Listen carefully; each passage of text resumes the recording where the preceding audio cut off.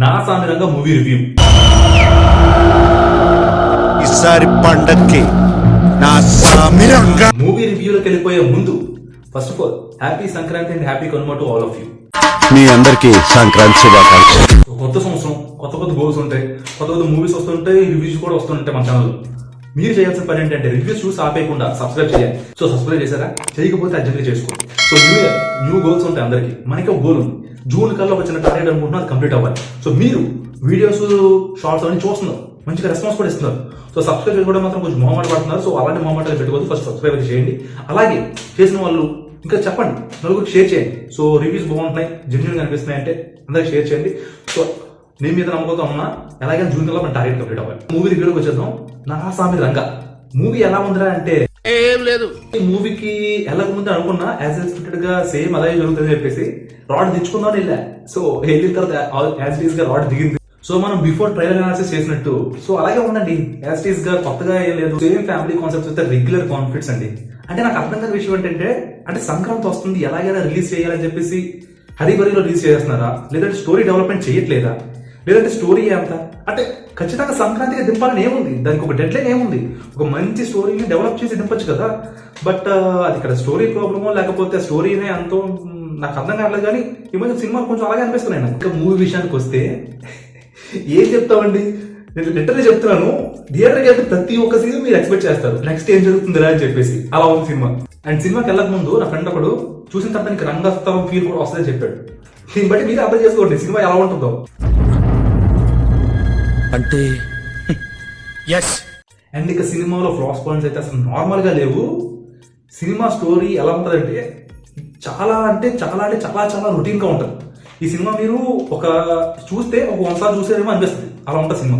And సినిమాలో కొన్ని scenes ఉంటే లిటరల్లీ ఎలా ఉంటాయి అంటే సినిమా చూసిన తర్వాత మీరు అరే ఏంట్రా ఇంకా ఇలాంటి సిగ్మెంట్స్ పెడుతున్నారా, ఇంకా ఇప్పుడు ఈ 2024 లో కూడా ఇలాంటి సిగ్మెంట్స్ అవసరమా అనిపిస్తుంది. ఫర్ ఎగ్జాంపుల్ నాగార్జున ఇంట్రడక్షన్ అయిపోయిన తర్వాత ఫస్ట్ ఫైట్ అనమాట. ఫైట్ ఎలా ఉంటుందంటే ఎలివేషన్స్ ఎంత ఇంకా వదిలేండి, ఆ మాటలు వాడితే బాగోదేమో. ఎలా ఉన్నాయంటే ఫర్ ఎగ్జాంపుల్ చెప్తా, నాగార్జున గారు ఇంట్రడక్షన్ అయిపోద్ది. సో రాజ్ తరుణ్ గారు విలన్ దగ్గర ఉంటారు. సమ్ చిన్న ప్రాబ్లం వల్ల, ఆ ప్రాబ్లం ఏంటనేది ఇంకా చెప్తే బాగోదు కానీ, వచ్చిన ప్రాబ్లం వల్ల రాజ్ తరుణ్ గారు విలన్స్ దగ్గర ఉంటారు. విలన్స్ దగ్గర నాగార్జున దింపేసి అలరాజ్ గారు పక్కూరికి వెళ్తారు. ఆ పక్కూరి ఏంటంటే విలన్స్ వాళ్ళ ఇంటికి అనమాట. ఆ రౌడీలు ఉంటారు కదా వాళ్ళ ఇంటికి, ఒక్కరింటికి వెళ్ళి ఓకే నీ మనవడికి చెయ్యి ఇరుగుతుంది, నీ మొగుడికి కాలు ఇరుగుతుంది, లేదంటే తమ్ముడికి ఎముకి ఇరుగుతుంది, ఇలా ఇట్లా చెప్పేస్తుంటారు. ఇక్కడేమో ఆయన ఫైట్ చేస్తుంటారు. నాకు లిటరల్లీ ఆ సీన్ చూసిన తర్వాత అరే ఇది 2024 ఇప్పుడు కూడా అవే ప్యాటర్న్ సీన్సా, అవే టెంప్లెట్సా, సేమ్ ఇలాగే అనిపించిందండి నాకైతే. ఇకపోతే హీరోయిన్స్ విషయానికి వస్తే పేర్లు రాసుకొచ్చారు, Ashika Ranganath, Mirna Menon. So heroines characterization అయితే కొంచెం బాగా రాశారనిపించింది. అంటే మరీ కమెంట్ గోలా కాకుండా ఓన్లీ హీరోకి ఇచ్చేయకుండా కొంచెం హీరోయిన్ పార్ట్ కూడా ఉంటుంది, కొంచెం ఆవిడ కూడా కొంచెం బేస్ అయి ఉంటుంది. సినిమాలో కొంచెం ఓవరాల్ సినిమాలో నాకు నచ్చిన కొంచెం ఎంటర్టైన్మెంట్ గా ఫీల్ అయిన పార్ట్ ఏదైనా ఉంది అంటే నాగార్జున గారిది హీరోయిన్ది ఒక కొన్ని అంటే కొంచెం లవ్ సిగ్మెంట్స్ ఉంటాయన్నమాట. అవి కొంచెం ఎంటర్టైన్మెంట్ ఉంటాయి, అంటే అది కూడా మీరు ఎక్స్పెక్టెడే. బట్ స్టిల్ ఓవరాల్ సినిమాలో అది కొంచెం పర్లేదు అనిపించింది, మిగతాదంతా యాజ్ ఎక్స్పెక్టెడ్. అండ్ సినిమాలో చెప్పినట్టే కొన్ని సీన్స్ ఉంటాయి, అవి ఎలా ఉంటాయంటే లిటరల్లీ అంటే ఒక సీన్ చెప్తా, అంటే లైక్ మొత్తం సీన్ అని చెప్పగానే ఎందుకు ఏంటని చెప్పేస్తే లైక్ ఇప్పుడు మొత్తం రివ్యూ చేసినట్టు ఉంటుంది. బట్ సీన్ చెప్తా, నాగార్జున గారు ఒక ఇంటికి వస్తారు. ఇంటికి వచ్చిన తర్వాత సైకిల్ దిగడం లేటు, ఇంకా అమ్మాయిలు అందరూ వచ్చేస్తారు. ఇంకా ఏజ్ సమ్మలేదు, అందులోని టీనేజ్ గర్ల్స్ ఉంటారు, యంగేజ్ గర్ల్స్ ఉంటారు, అందరూ ఉంటారు.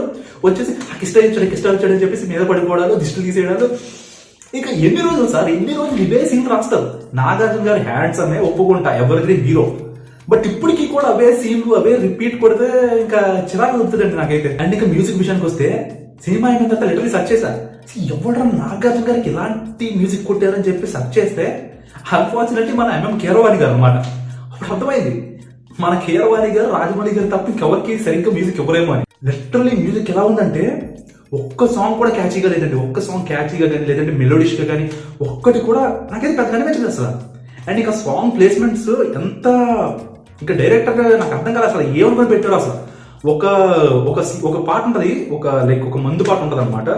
ఆ మందు పాట ప్లేస్మెంట్ ఏంటంటే విలన్ హీరోకి అండ్ నాగార్జున గారికి అల్లా నరేష్ గారికి వార్నింగ్ ఇస్తూ పాటలు పంపిస్తాడు.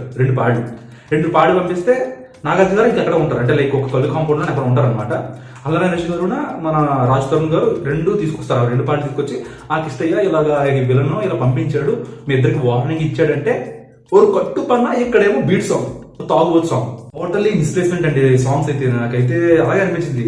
సో ఆ సాంగ్ కానీ లేదంటే రాజ్ తరుణ్ గారితో ఒక సాంగ్ ఉంటుంది, అది కూడా అంతే. లైక్ 2 ఊర్ల మధ్య ఒక పెద్ద గొడవ అవుద్ది, అంటే లైక్ ఒక పెద్ద సెటిల్మెంట్ అవుతుంది.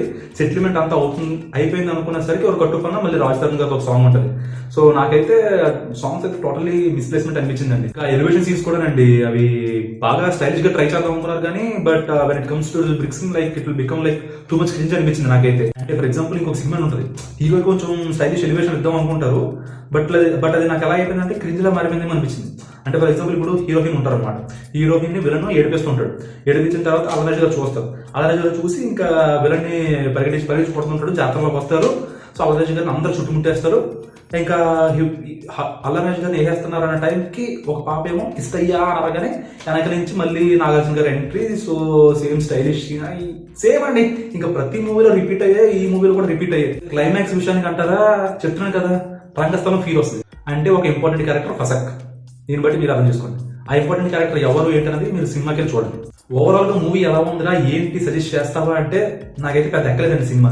సేమ్ రొటీన్ కాన్సెప్ట్, అవే ఎలివేషన్లు, అవే సెగ్మెంట్లు అనిపించాయి. రికమెండ్ చేస్తావా అంటే నేనైతే రికమెండ్ చేయను కానీ బట్ వెళ్తాను అని మీరు ఫీల్ అయితే it's up to you, me wish. Like నేనైతే ఆపు.